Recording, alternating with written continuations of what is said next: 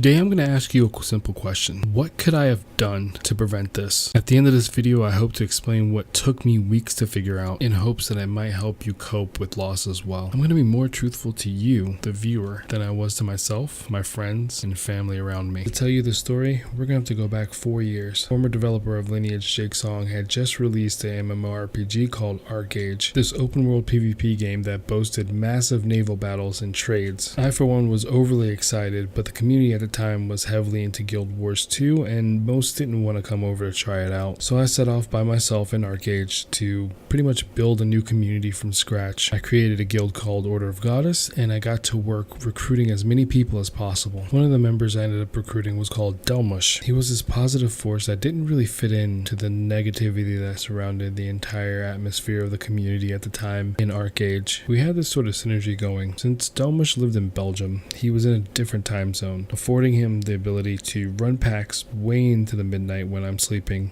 and then when I would wake up I would finish running packs, and we would pretty much do this back and forth, building up the guild and the community as we went. Eventually, however, I would fall on hard times and I would have to leave the game entirely due to financial constraints, but Delmush stuck with me, lending me advice, support any way he could, and checked up on me regularly to see how I was going. Delmush helped me a lot in the years that I was at my very low, and he continued to help me and the community up until the day he took his life. See, through all the care and the compassion, there was still something eating away at Delmush, something that he never talked to anyone about. He never confided in me about it, but he was still dealing with it all on his own. While I will never be able to fully, without a doubt, say exactly what it was that was bothering him, I do know that it had to have been something very, very horrible, because a week ago he decided to do the one thing I could never imagine him ever being able to do or wanting to do. He took his own life. His passing sent a tidal wave through the communities that he was involved in, as well as his family and friends over in Belgium. He had just made Twitch affiliate and was even talking to me on Discord about how amazing it was and how quickly he was growing. All the pieces were falling together, and the years that he spent mentoring me on Twitch and backing me financially on Twitch,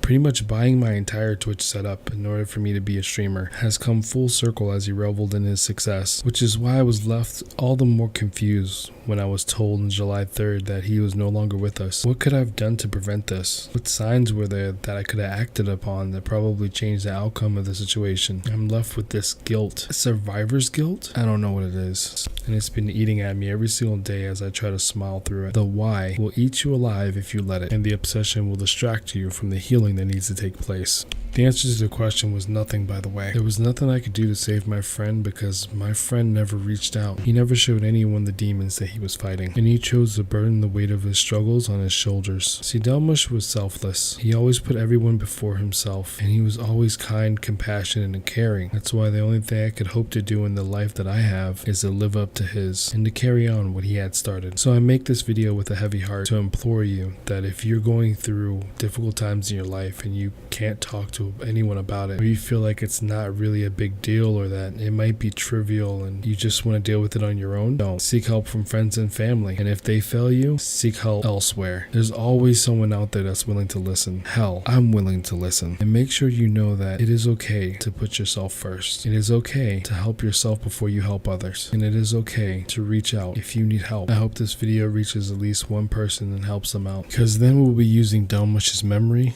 to promote good. And do me one more favor, don't hit the like button. Instead, research suicide and the warning signs so that you can help the ones around you that you love. We don't like to talk about our feelings, but feelings are very powerful. Check out the suicide hotline, and if you can, add that number to your phone so that when you realize your friend is subconsciously asking you for help, you can help them reach out even when they don't want you to, because their life matters. Thank you guys for listening, and I will see you guys in the next video. Thank you, Delmush. I wouldn't be doing this without you. Later, brother.